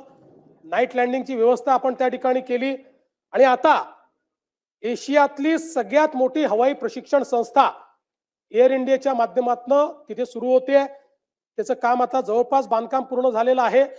पुढच्या 3-4 महिन्यात ते लोक त्याचं काम सुरू करतील. त्या संदर्भात 34 विमानं ते आणतायत तिथे. त्यातली 2 विमानं ऑलरेडी पोहोचलेली आहेत आणि 14 म्हणजे हे 34 विमानं आणि त्यासोबत 14 पायपर विमानं अशा पद्धतीनं त्या ठिकाणी अतिशय मोठी ही संस्था तयार होते. कारण आज आपल्याला माहिती आहे सर्वात जास्त पायलटची आपल्याला आवश्यकता आहे. आता जो इंडिगोचा प्रॉब्लेम झाला तो पायलटच्या कमतरतेनेच झाला आणि आता तर आपण 1000 नवीन फ्लाइट्स चालवायचे तर 10-15 हजार पायलट्स लागतील. त्यामुळे ही पायलट ट्रेनिंग अकॅडमी अमरावतीच्या अर्थव्यवस्थेला देखील एक नवीन कलाटणी देईल अशा पद्धतीची ही व्यवस्था आहे. अकोल्याचा जो विमानतळ आहे त्याचंही आता धावपट्टी जी आहे ती धावपट्टी वाढवण्याकरता आपण त्या ठिकाणी निधी उपलब्ध करून दिलेला आहे आणि ती धावपट्टी ही आपण वाढवण्याचं काम करतो. यासोबत नागपूरमध्ये नवीन Nagpur international business and finance centre IBFC हे तयार करण्याचा निर्णय आपण घेतलाय. आपल्याला माहिती आहे की आज नागपूर हे शिक्षणाचं माहेरघर झालंय. देशातला अतिशय आयकॉनिक अशा प्रकारच्या इन्स्टिट्यूशन्स नागपुरात आहे. VNIT आहे, एम्स आहे, IIT आहे, GMC आहे, ICAI आहे, NLU आहे. आपलं त्या ठिकाणी वेगवेगळ्या प्रकारच्या या ज्या काही संस्था आहेत या संस्थांमुळे एक मोठी औद्योगिक इकोसिस्टीम नागपूरला तयार झालेली आहे आणि म्हणून नवीन नागपूरची निर्मिती आपण करणार आहोत. 1710 एकर जमिनीवर हे नवीन नागपूर आपण विकसित करणार आहोत. ज्या प्रकारे मुंबईत BKC आहे किंवा पुण्यात हिंजवडी आहे त्याच धर्तीवर एक नवीन बिझनेस डिस्ट्रिक्ट हा नागपूरमध्ये तयार होणार आहे आणि अंदाज आहे की 5 लाखापेक्षा जास्त रोजगार निर्मिती त्या ठिकाणी होईल. आणि विशेषतः या संदर्भात जमीन ॲक्विजिशनची जी काही आम्हाला कारवाई करायची आहे मोठ्या प्रमाणात शेतकऱ्यांनी त्या संदर्भातलं आपलं कन्सेंट आम्हाला दिलं असल्यामुळे आणि त्या संदर्भातले फायनान्शियल टाईप्स झाले असल्यामुळे लवकरच याची जी काही जमीन आपल्याला घ्यायची आहे तीही घेण्याचं काम आपण करू. प्रधानमंत्री आवास योजनेच्या अंतर्गत मला सांगितलं पाहिजे की जवळपास 30 लाख घरं आता आपण बांधतो आणि हा एक रेकॉर्ड आहे की 16-17 ते 23-24 या कालावधीत आपण 13 लाख घरं बांधली. त्यानंतर आवास प्लस मधली आपली जी 2018ची यादी होती, त्या यादीमध्ये एकूण 28 लाख लोक होते. आपल्याला केंद्र सरकारने एकाच झटक्यात 30 लाख घरं दिली. त्यामुळे आता आवास प्लस यादीत एकही त्या ठिकाणी कोणीही वेटिंग लिस्टवर नाही.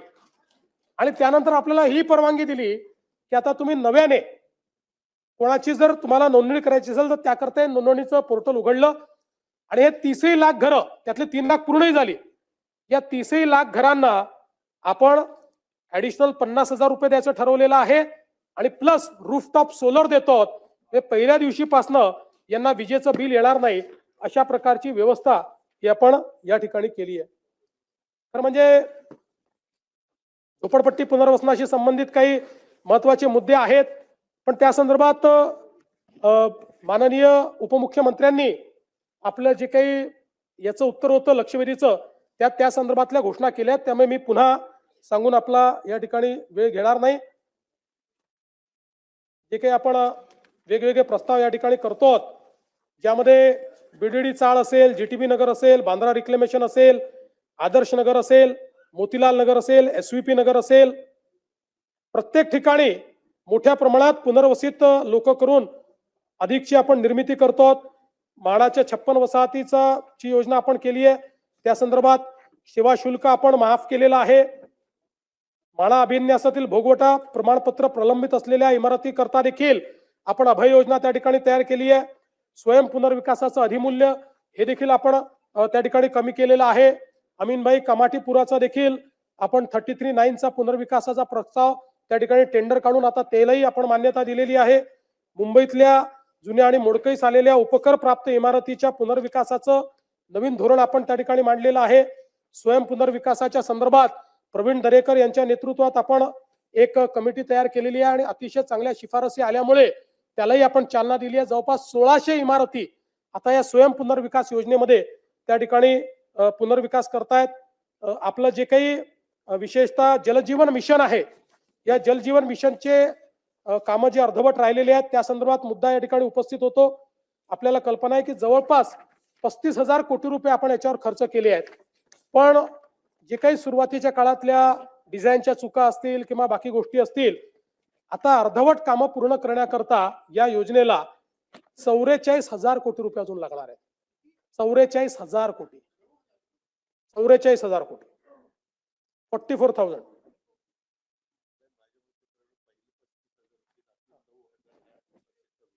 माझं काही आता या नाही 44,000 आहे, ऍडिशनल आहे. ऍडिशनल 44,000 आहेत. त्यापैकी पहिल्या टप्प्यामध्ये 15,000 कोटी रुपयाचा हुडकोशी आपण टायप केलाय. ते 15,000 कोटी रुपये आणून आपण एक काम करतोय. शासनाने निर्णय घेतलाय, पण आता हे दायित्व आपण स्वीकारलेलं आहे. टप्प्याटप्प्याने आपल्याला पूर्ण केंद्र सरकार आता द्यायला आपण त्यांना प्रस्ताव पाठवलाय, पण त्यांचं म्हणणं आहे की तुमची राज्याची एक प्रकारे चूक आहे. तुम्ही जेव्हा डिझाईन केली योजना त्यावेळी अनफॉर्च्युनेटली अनेक ठिकाणी आपल्याकडे याचं डिझाईन करताना अधिकाऱ्यांनी घर बसल्या डिझाईन केलं आणि त्यामुळे त्यातल्या अडचणी आल्या. पण आता नीट याच्या संदर्भात एजन्सीज लावून थर्ड पार्टीचं परीक्षण करून प्रत्येक ही जी योजना आहे त्याला पूर्ण करण्याकरता किती निधी लागणार आहे त्याची फेर प्रशासकीय मान्यता ही आपण करतो आणि फेर प्रशासकीय मान्यता करूनच त्याला आपण निधी देणार आहोत. 15,000 कोटी रुपये त्याकरता आपण उपलब्ध करून देतो. हो, ते तर आता काल अनाऊन्स केलंय ना. यासोबत काही अजून विषय आहेत, आता त्या सगळ्या विषयांमध्ये मी जात नाही. मुख्य विषय आपला हो ते करणार ना. आपल्याला माहिती आहे की मुंबईमध्ये मेट्रोचं मोठं जाळं आपण तयार करतो.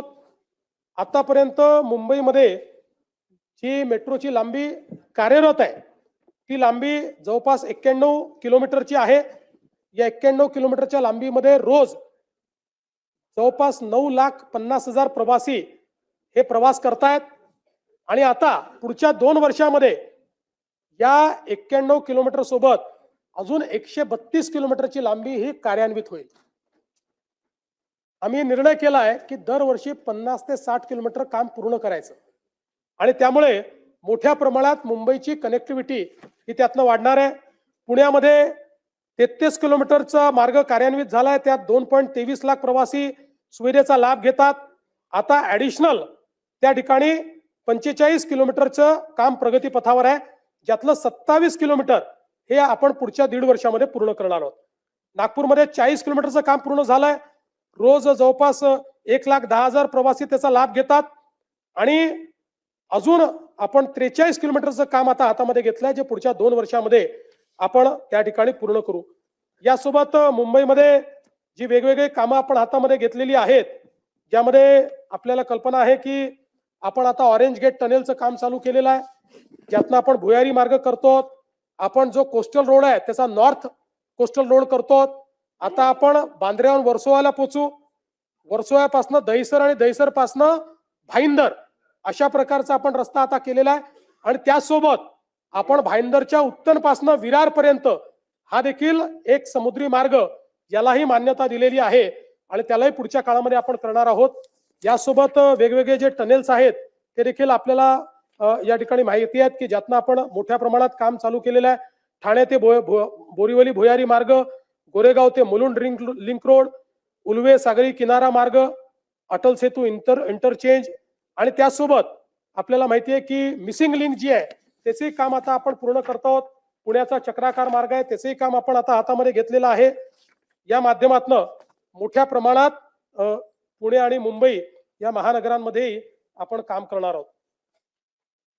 अध्यक्ष महोदय, यासोबतच या आपल्या प्रस्तावामध्ये गृह विभागाच्या संदर्भात देखील अनेक बाबी मांडण्यात आल्या आणि त्याही संदर्भात खरं म्हणजे गृह विभागाची चर्चा आपण नेहमीच घेतो, कारण हा सगळ्यात सेन्सिटिव्ह विभाग आहे आणि राज्यामध्ये एखादी घटना झाली तर त्याचे पडसाद हे या सभागृहात उमटणं हे अतिशय साहजिक आहे.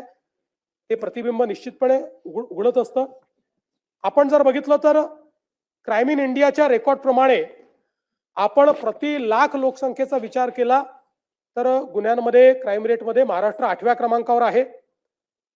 पण यामध्ये आपण जर बघितलं तर ऑक्टोबर 24च्या तुलनेत ऑक्टोबर 25 पर्यंतचं जर आपण स्टॅटिस्टिक्स बघितलं, आता मी नेहमी म्हणतो की आकडेवारी खरं म्हणजे याचं काही समर्थन होत नाही, पण आकडेवारीने समजतं म्हणून ते सांगावं लागतं.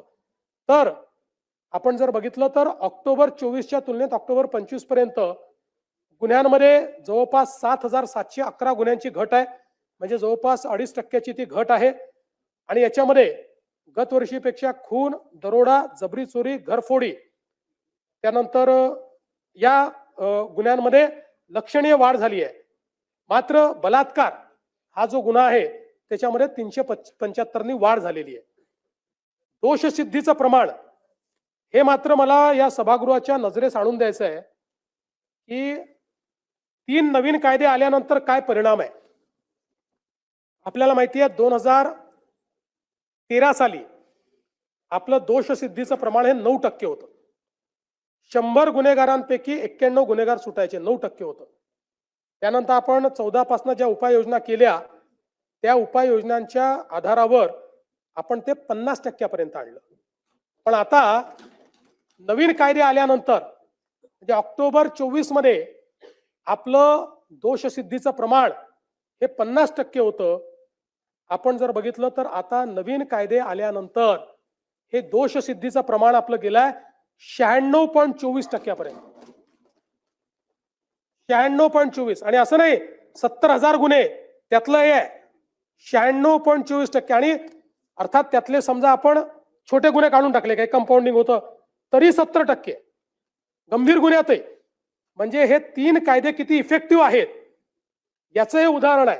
कारण या कायद्याने सगळ्यात महत्वाचं काय केलं भास्करराव, या कायद्यात तरतूद अशी केली की जो आरोपी पक्ष आहे हा 2 पेक्षा जास्त तारखा मागूच शकणार नाही, हा नियम केलाय.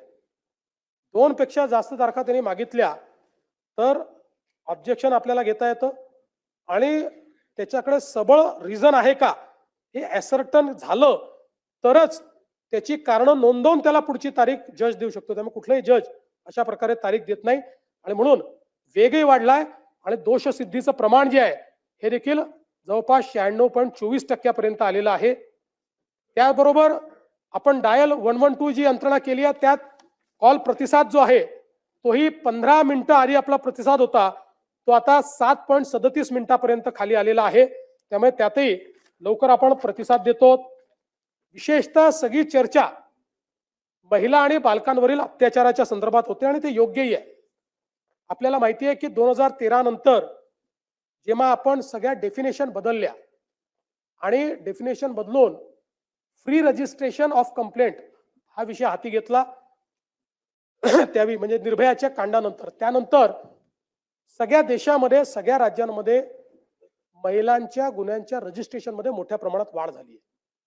आणि ही जी वाढ आहे, एकीकडे वाढ होते याचं आपल्याला निश्चितपणे त्याचं दुःख आहे, पण त्यातले समाधान आहे की यापूर्वीही गुन्हे घडत होते, पण त्या गुन्ह्यांमध्ये ते गुन्हे रजिस्टर करणं यामध्ये एक समाजाचं प्रेशर असायचं.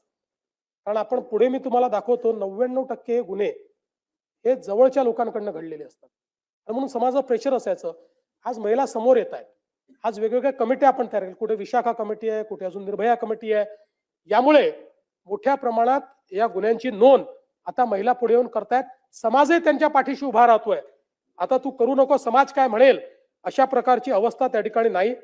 आणि म्हणून आपण जर त्या ठिकाणी बघितलं तर आता जवळपास महिलांकडनं ज्या काही तक्रारी आल्या त्यांच्या गुन्ह्यांमध्ये कन्व्हर्ट करण्याचा रेट 99.57% आहे. म्हणजे तक्रार आली त्याच्या मेरिटचा विचार न करता पहिले ती तक्रार आपण नोंदवतो आणि त्याच्यानंतर त्यातलं तथ्य काय आहे, म्हणजे आता सध्या प्रिझम्पशन आपण हे केलं की महिला तक्रार करते तर ती योग्यच असेल अशा पद्धतीनं आपण या संदर्भात करतो. आणि मग आपण एक निर्णय अजून केला की महिलांच्या संदर्भातल्या गुन्ह्यामध्ये 60 दिवसाच्या आत चार्जशीट फाईल झाली पाहिजे. पूर्वी वर्ष करायचं नाही. आणि मग हे प्रमाण आपण सातत्याने वाढवत गेलो. आता मला सांगताना आनंद वाटतो की आता ऑक्टोबर 2025 पर्यंत 60 दिवसात निर्गती ज्याची आपण करू शकलो त्याचं प्रमाण 87.8% आहे. म्हणजे जे पूर्वी 25 किंवा 24% असायचं 2019 ला आपण विचार केला 2020 ला तर ते 45% पर्यंत होतं, ते आता 88% पर्यंत गेलाय. आपल्याला केंद्र सरकारने सांगितलेलं आहे की 90% वर या ठिकाणी प्रमाण असलं पाहिजे आणि याचे डायनामिक नोंद होते. TISSO इन्व्हेस्टिगेशन ट्रॅकिंग सिस्टीम आहे फॉर सेक्शुअल ऑफेन्सेस, त्याच्यावर याचं ट्रॅकिंग होतं. त्यामुळे प्रत्येक राज्याची लिस्टच असते, कुठल्या राज्यामध्ये किती गुन्हे वेळेत त्याची चार्जशीट झाली. त्यात आपलं काम हे आता योग्य पद्धतीने चाललंय. फास्ट ट्रॅक कोर्ट देखील आपण सुरू केलेले आहेत. National mission for safety of women या संदर्भात आपण जी काही कारवाई आहे ती केलेली आहे. आणि जसं मी सांगितलं की रिस्पॉन्स टाइम हा महिलांच्या संदर्भात देखील मोठ्या प्रमाणात आपण केलाय. लहान मुलींवरील लैंगिक अत्याचाराची जी प्रकरणं आहेत त्या प्रकरणामध्ये अशा प्रकारे गुन्हे दाखल करण्याचा जो दर आहे तो जवळपास 99.1% या ठिकाणी आहे आणि ते सगळे गुन्हे आपण उघडकीस आणलेले आहेत. आपण आता ऑपरेशन मुस्कानच्या माध्यमातून 2015 ते 2024 13 ऑपरेशन मुस्कान केले आणि 41,193 लहान मुलं आणि मुली यांचा शोध घेऊन त्यांना त्यांच्या घरी नेलाय.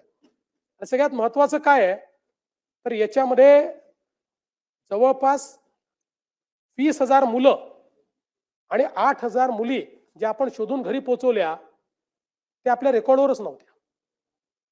त्यांच्या घरच्यांनी कुठलीही कंप्लेंट केलेली नव्हती. पण हे ऑपरेशन मुस्कानच्या माध्यमातून आणि आता ऑपरेशन शोध आपण चालू केलं. ऑपरेशन शोध मध्ये काय आहे तर आपल्याला माहिती आहे की वर्षभरामध्ये निघून गेलेले लोक परत येतात, परत आल्यानंतर पण एखाद वर्षानंतर शोधण्याची गती कमी होऊन जाते आणि म्हणून ऑपरेशन शोध जुन्या केसेसमध्ये शोध घ्या अशा पद्धतीने आपण चालू केला. आणि त्यातही जवळपास 17/4/25 ते 15/5/25 या कालावधीत ऑपरेशन शोध एक मोहिमेच्या अंतर्गत 4,960 महिला आणि 1,364 बालकांचा शोध घेण्यात आला आणि रेकॉर्ड वर नसलेल्या अजून 106 महिला आणि 707 बालकांचा शोध हा या ऑपरेशन मध्ये घेण्यात आला. आणि तसंच आता ऑपरेशन शोधचा दुसरा जो टप्पा आहे तो टप्पा देखील या ठिकाणी चाललेला आहे. आणि मग एक आपला नेहमीचा मुद्दा या ठिकाणी येतो की अपहरणाचा मुद्दा एक सातत्याने आपल्याकडे मांडला जातो की किती अपहरण झालं, अशा पद्धतीनं एक मुद्दा मांडला जातो. मुळामध्ये मला या ठिकाणी लक्षात आणून द्यायचं आहे की केंद्र सरकारने एक निर्णय केला आणि त्या निर्णयाच्या अंतर्गत केंद्र सरकारने सांगितलं केंद्र सरकारने सांगितलं की कुठलेही अशा प्रकारची महिला असेल, मुलगी असेल, घरातनं निघून गेली आणि 24 तासात जर ती सापडली नाही तर फौजदारी गुन्हा पकडायचा आणि मग किडनॅपिंगचा गुन्हा आपण दाखल करतो. अनेक वेळा नंतर त्या परत येतात, सापडतात, कधी घरगुती भांडणातनं त्या ठिकाणी गेलेले असतात आणि म्हणून हा जो नंबर आहे, हा नंबर फार मोठा सुरुवातीला आपल्याला दिसतो. पण आपण जर बघितलं तर महाराष्ट्रामध्ये या संदर्भात जे काही अपहृत अल्पवयीन मुली किंवा जी काही मुलं आहेत, महिला आहेत, या संदर्भात साधारणपणे त्यांचं जे काही परत आणण्याचा दर आहे हा वर्षाचा 86%. गेलेले 86% परत येतात आणि पुढच्या वर्षात अजून त्यातले 10% परत येतात, म्हणजे सापडतात. एका वर्षात 86% पर्यंत सापडतात आणि असं करता करता 98% पर्यंत आपण पोहोचतो. कुठे कमी अधिक होतो, पण 90% पर्यंत आपण जातो की जे परत येतात. म्हणजे एक तर आपण त्यांना शोधतो किंवा ते परत येतात किंवा त्यांची भांडणं त्या ठिकाणी संपतात. आणि म्हणून आपण जर, कारण आता मुंबईची चर्चा फार मोठ्या प्रमाणात झाली आणि म्हणून मुंबईमध्ये तर आपण जर बघितलं तर मुंबईमध्ये तर हा परत आणण्याचा दर जो आहे हा 99% मुंबईमध्ये.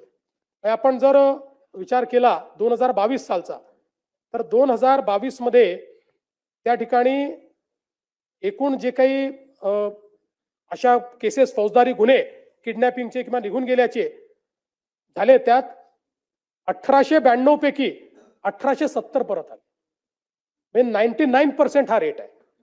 किंवा 23 मध्ये आपण बघितलं तर 1257 पैकी 1887 त्या ठिकाणी परत आले, परत 98.5% रेट आहे. 2024 मध्ये 1999 पैकी 1973 आपण परत आणू शकलो, म्हणजे परत 99% रेट आहे. त्यामुळे अनेक वेळा काय होतं, स्टॅटिस्टिक्स कसं मिसलिडिंग असतं की आपल्याला असं वाटतं की बाबा मुंबईमध्ये वर्षाला 1900 लोक किडनॅप होत आहेत, मग त्याचं आपण प्रति दिवशी काढतो, मग त्याचं प्रति तासाला आपण काढतो आणि मग आपण त्या ठिकाणी सांगतो रोज इतके बालक किडनॅप होत आहेत, रोज इतक्या महिला किडनॅप होत आहेत.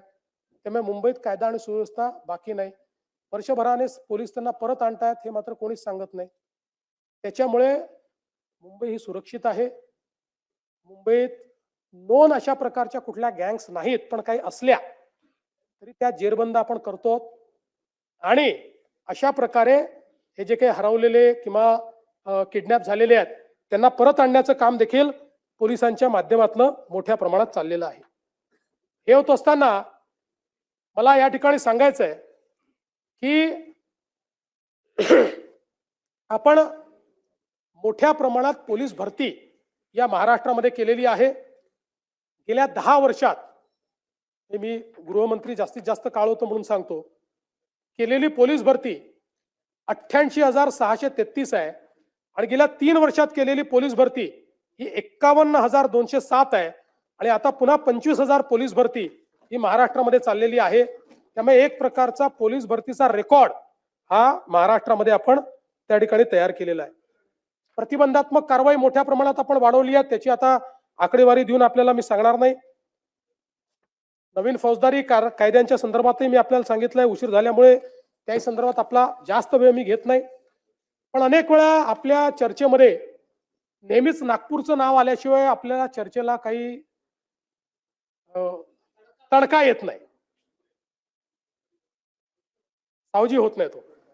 त्यामुळे मी आपल्याला सांगू इच्छितो की नागपूर शहरामध्ये ऑक्टोबर 2024च्या तुलनेत ऑक्टोबर 2025 मध्ये एकूण 901 गुन्हे कमी झाले आहेत. गुणात्मक बदल आहे आणि यामध्ये हा बावनकुळेंचीच आहे, तेच लक्ष देतात, मी देतच नाही. मी मुंबईत असतो, ते नागपुरात ते असतात. याच्यातही प्रमुख शीर्षक जे आहेत, खून, खुनाचा प्रयत्न, दुखापत, बलात्कार, चोरी, जबरी चोरी, दरोडा, या प्रत्येक शीर्षामध्ये गुन्हे कमी झालेले आहेत, नागपुरात गुन्हे वाढलेले नाहीत. आणि मग काय काय कारवाई केली आहे ते आता सांगून आपला वेळ घेत नाही. भरपूर कारवाई झालेली आहे, त्यामुळे त्या संदर्भात जास्त वेळ घेत नाही. यासोबत खरं म्हणजे सायबर गुन्ह्यांच्या संदर्भात देखील आपल्याकडे एक महत्वाचं सगळ्या चर्चा येतात. आता खूप चांगल्या पद्धतीनं आपण सायबर गुन्ह्यांमध्ये महासायबर अशा पद्धतीनं आपलं एक नेटवर्क तयार केलेलं आहे. हे जे आपलं हेडक्वार्टर आहे महासायबर, हे देशातलं सगळ्यात आधुनिक हेडक्वार्टर आहे. आता जवळपास 4-5 राज्यांनी आपल्याला विनंती केली, आपण त्याला कॉर्पोरेशनमध्ये परिवर्तित केलंय. कारण आपण एवढी कॅपॅबिलिटी उभी केली तर त्याचा फायदाही झाला पाहिजे.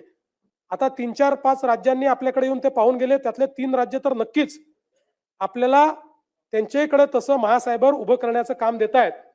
आणि 2 देश हे आता आपल्याला ते काम देत आहेत महासायबरला, की तशा प्रकारचं सायबर हेडक्वार्टर आपण त्यांच्याकडेही जाऊन उभं करावं. त्यातलं आज रात्री 8:30 वाजता एका देशासोबत कदाचित आमचा अंतिम करार होईल. आणि या माध्यमातून आता आपल्याकडे कॅपेबिलिटी आहे. आपण पूर्वी ज्या गोष्टींकरता केंद्र सरकारकडे पाहायचो, त्या सगळे आता आपण त्या ठिकाणी कॅपेबिलिटी वापरू शकतो.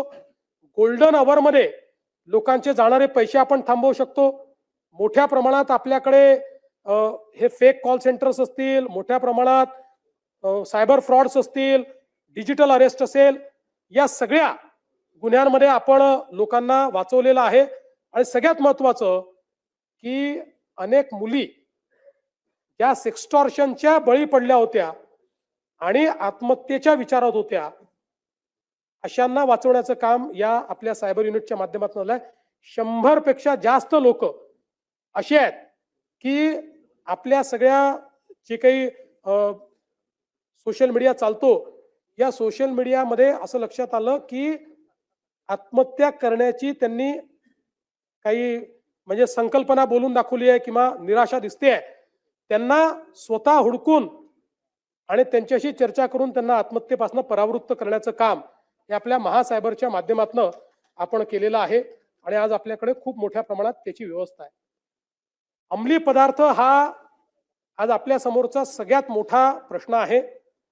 महाराष्ट्रामध्ये अंमली पदार्थाच्या संदर्भात एक झिरो टॉलरन्सची आपण भूमिका घेतली आहे. अनेक वेळा लोक असं म्हणतात की बाबा इथे माल सापडतोय, तिथे माल सापडतोय.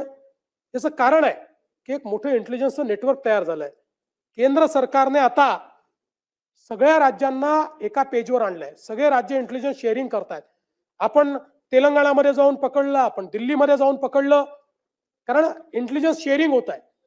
आणि म्हणून आता मोठ्या प्रमाणात आपण याची कारवाई सुरू केलेली आहे. आपण जर विचार केला तर साधारणपणे यामध्ये हजारो कोटी रुपयाचं ड्रग्ज हे आपण पकडलेलं आहे. त्याची सगळी माहिती ती देत नाही. आणि पकडल्यानंतर ते नष्ट करण्याचं काम आपण करतोय. म्हणजे ते पुन्हा सायकलिंग मध्ये यायला नको म्हणून दर 6 महिन्यांनी जेवढ्या वेगवेगळ्या युनिटमध्ये ड्रग पकडलं गेलं असेल, त्याचं फॉरेन्सिक आपण त्याचा रिपोर्ट असतो. त्यामुळे त्या सगळ्या साठ्याची आपल्याला आवश्यकता नसते. आपल्याला त्याची परवानगी मिळते. तो सगळा साठा आपण जाळून टाकतो. तो पुन्हा रिसायकलिंग मध्ये आपण येऊ देत नाही. आणि खूप ठिकाणून येतोय. असं नाही काय होतं याच्यामध्ये, हे एमडी वगैरे तर नाना भाऊ पूर्वीच्या काळामध्ये जसं आपण आपल्याकडे गुऱ्हाळ असायचं, कढईमध्ये उसाचा रस टाकला की आपले सराटे घेऊन आपण त्यातनं राब काढायचो आणि गुळ तयार करायचो. असं मेफेड्रॉन तयार होतं, साध्या कढईमध्ये तयार होऊ शकतं. हा एक मोठा चॅलेंज आहे. म्हणजे आपण ते मोठे मोठे ड्रग्ज जे आहेत महागडाचे ते तर आपण पकडतोय, ते बाहेरून यावे लागतात. पण या ठिकाणी हे ड्रग्ज जे आहेत हे अतिशय सिंपली तयार होत आहेत.